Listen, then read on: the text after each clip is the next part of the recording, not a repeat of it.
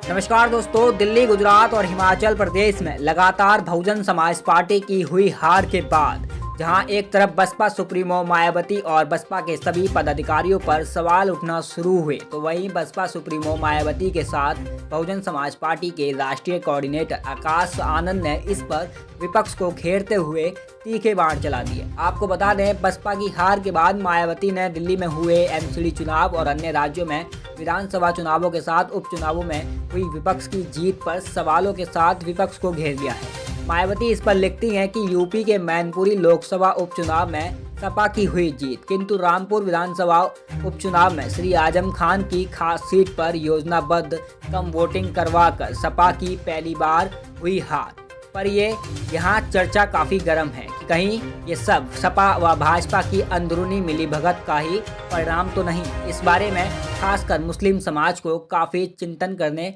व समझने की ज़रूरत है, ताकि आगे होने वाले चुनावों में धोखा खाने से बचा जा सके।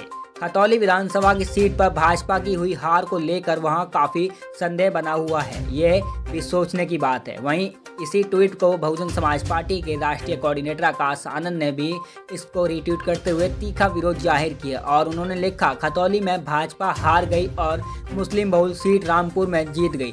मैनपुरी में तो भाजपा ने सपा के सामने सरेंडर ही कर दिया। क्यों?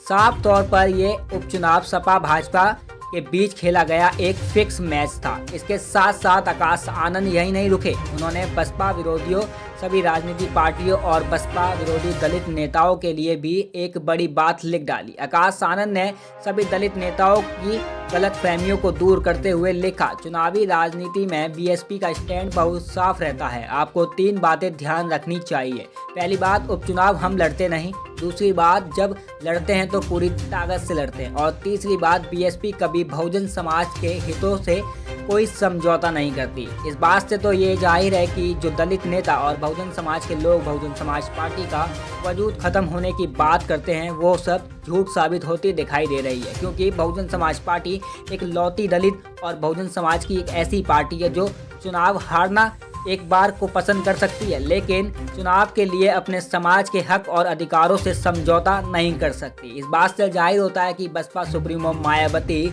बहुजन समाज की एक ऐसी लौती नेता हैं जो कभी भी बहुजन समाज के लोगों और दलित समाज के लिए कभी चुनाव के लिए समझौता नहीं करती हैं और चुनाव अकेले अपने दम पर लड़ती हैं। उनको हार और जीत से कोई फ़र्क नहीं, लेकिन उनको फ़र्क पड़ता है तो सिर्फ अपने समाज के लोगों से और उनके हक और अधिकारों से।